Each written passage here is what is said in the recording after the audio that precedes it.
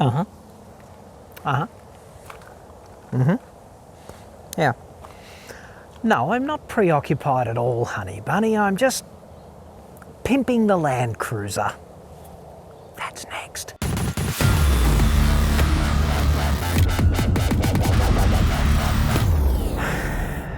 No, I've definitely got it. Definitely. Yep. Milk, eggs, bread, dairy whip, baby oil, double A's, and ammo. Yeah, absolutely. As soon as possible. Babe, it's my top priority. Yeah. Okay. I love you too. See you soon. Bye. I'm John Cadogan from autoexpert.com.au, the place where Australian new car buyers save thousands off their next new cars. Hit me up on the website for that. This thing is the ultimate Yakuza staff car. It's a black hole of badness. And I guess if they grab you off the street and throw you into one of these babies, your relationship with your pinky, it's over. Best case scenario.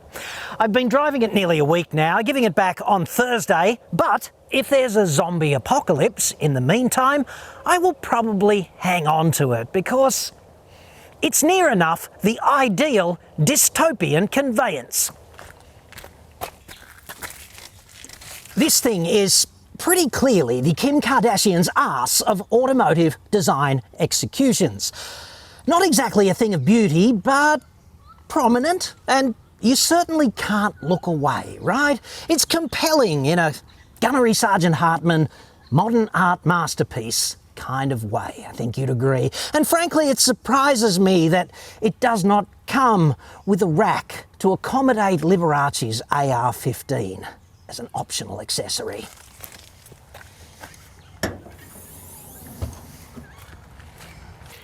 Here's where things get really interesting, okay? A 5.7 litre 90 degree V8 drinking 95 RON with variable valve timing, and it pumps out 270 kilowatts at 5,600 RPM and 530 Newton meters at 3,200. And yeah, I kind of know what you're thinking. You're thinking it's a heavy thing as well, and yes it is. It weighs 2.7 tonnes, dead empty.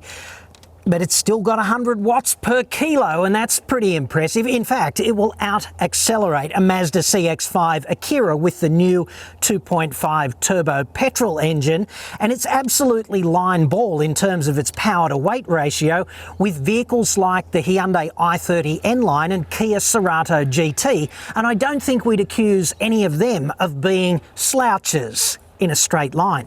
If you're wondering how that compares, your basic petrol 200 series Land Cruiser gets a 4.6 litre V8 with about 15% lower straight line performance. And of course, this vehicle gets a silky smooth 8-speed transmission, whereas a Land Cruiser has an adequate, strong, robust, but not as smooth 6-speed. And of course, as the aspiring actress opined so insincerely that fateful morning, oh God, it's so big. 275/50 R21.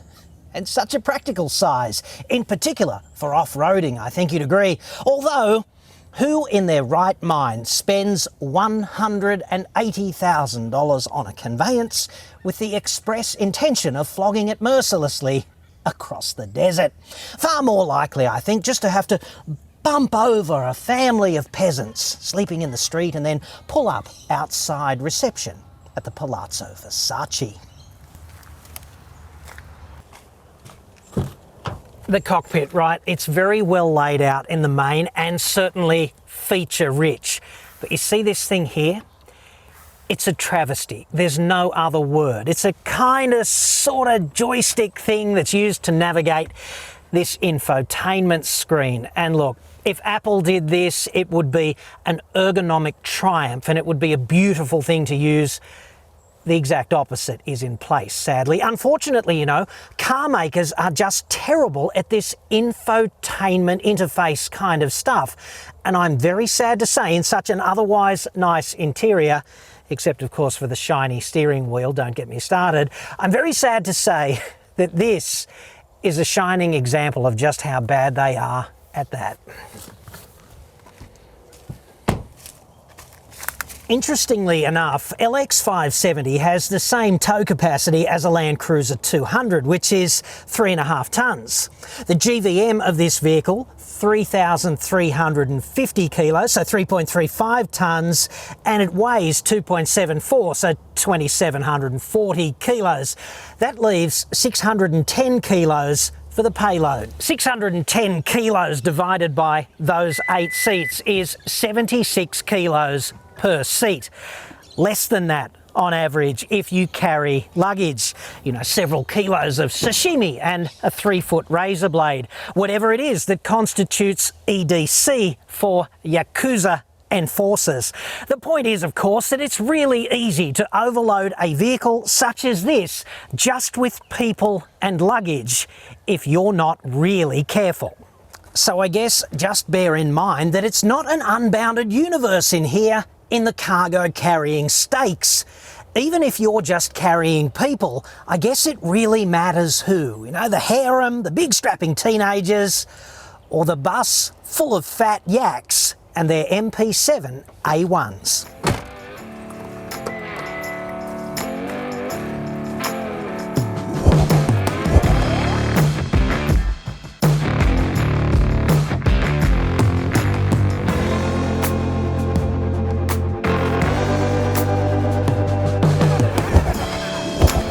Putting luxury to one side, of course, it is kind of convenient in the cargo carrying stakes. Try doing this in your conventional Corolla or your planet-saving Prius.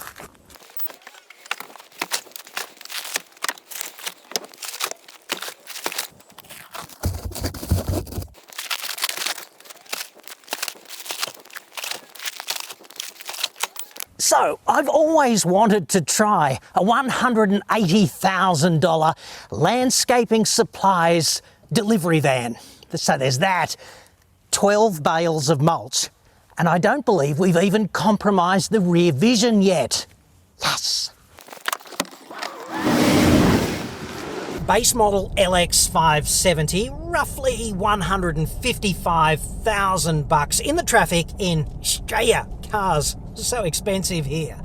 That's roughly 30 grand more than a 200 series Land Cruiser Sahara, and obviously the big fat thumping V8 is part of that equation, but there's also a massive spike in features and refinement. There's 4-zone climate control, the center console's virtually a refrigerator, DVD in the back for shut up factor for the children, and a 19-speaker premium sound system. If the dual DVDs in the back seat doesn't shut the kids up, then I guess Marilyn Manson from 19 speakers with the volume on 13 certainly will attenuate the complaints, no matter how loudly they scream. For more handy tips like this, visit my other website, parentingexpert.com.au. Stepping up to the LX 570S is going to cost you roughly 25 grand on top of that.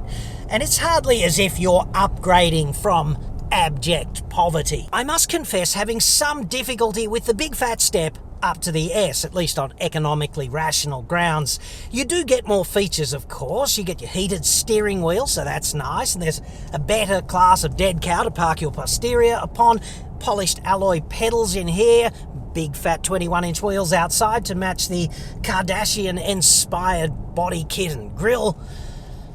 But who am I to comment on this? I mean, intrinsically, I'm just a middle-class working stiff who reviews cars. If you're that kind of dude or dudette who demands the business class flight everywhere and you've got the cash, okay. It would take maybe a week to lay out all the standard features in the not-so-poverty pack LX 570. This vehicle really does redefine the term fully loaded. It's probably a lot quicker just to highlight the things that this vehicle lacks. Certainly that's a shorter list, like dynamic guidelines on the reversing camera. You know, the lines that move as you move the steering wheel? Well, it doesn't have that. And if you want just to open the blind on the sunroof up here, you have to do that manually.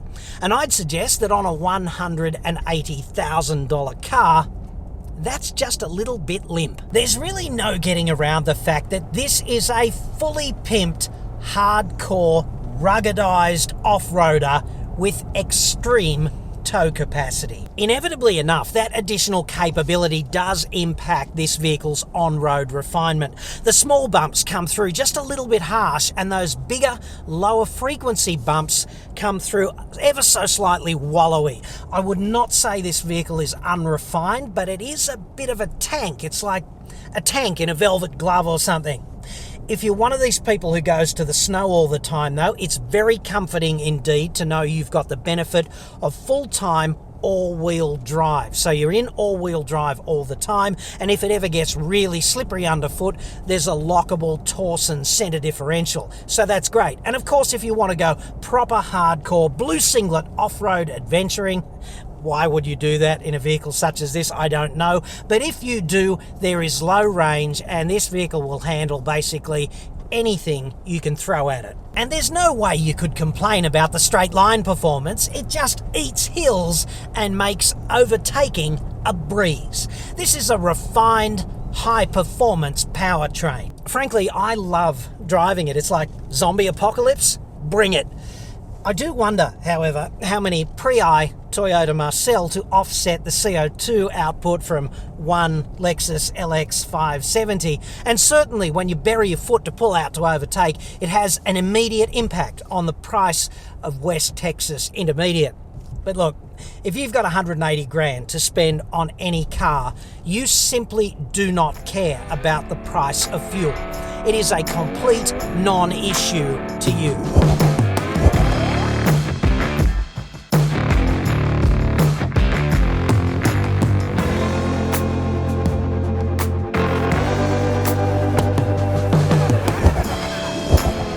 Maybe it's a subjective determination, you know, but I would own 10 of these LX 570s before I owned a single Range Rover. And as much as I admire the elegance and sophistication of the Rangie, I know I would detest his penchant for letting me down every couple of weeks, almost as much as I know I would detest the borderline couldn't give a crap about it attitude that I would cop in the service department every time I lobbed to discuss my latest issue. And sadly, that's just part of the deal with them. The Lexus is, of course, a completely different cat. In many ways, the polar opposite of a Range Rover. But it is fully loaded and very capable. And I'm pretty sure it's gonna be bulletproof, and the support is right up there, even in friggin' whoop whoop. Okay, so if you're not from around here, do not invoke Google Maps and attempt to locate whoop whoop, principally because whoop whoop does not exist, at least not to my knowledge. Whoop whoop is a uniquely Australian euphemism, damn fly, used to describe the restaurant at the arse end of the universe. Do you see that? Very, very sexy indeed, and that up there, vortex generators. This thing is loaded with them. It's got vortex generators down there near the wing mirror as well, designed very cleverly to generate little turbulent vortices on the way through and re-energize the boundary layer, thus sucking the flow back onto the body to increase aerodynamic efficiency. I never thought I'd say the words aerodynamic efficiency in relation to this vehicle, but there you go, little bit of engineering porn right there. Who knew? And here are the other two, of course, just up here, at the pointy end, a little bit more engineering porn, my new favourite feature about this vehicle. Speaking of which, just right, I'd suggest for the landed gentry. You know, you drive from your city house to your country house, and then you meet up with rich folk just like you, and you take them on a tour of your fine estate. You power through a mighty river, you demolish a steep, slippery hill, and you just generally beat the wilderness in two. Submission. As a good host, of course, you've stocked up on the obligatory 6 bottles of Armand de Brignac Ace of Spades Rosé. They're on the chill in the refrigerated centre console. It's only a short tour after all. Everyone's having a grand old time. You've shown them your herd of ancient bison. They've admired your innovative whale meat processing plant and envied your immense marijuana plantation. Life really doesn't get better than this, I'd suggest. You've got your security detail and the let's call them cheerleaders. They're following you in your other LX 570. No S for them, obviously. I mean, they're on the payroll. Who doesn't want to live like this? In comparison, of course, I'll be stopping at Coles on the way home, pick up a few odds and ends. At least I will if I know what's good for me.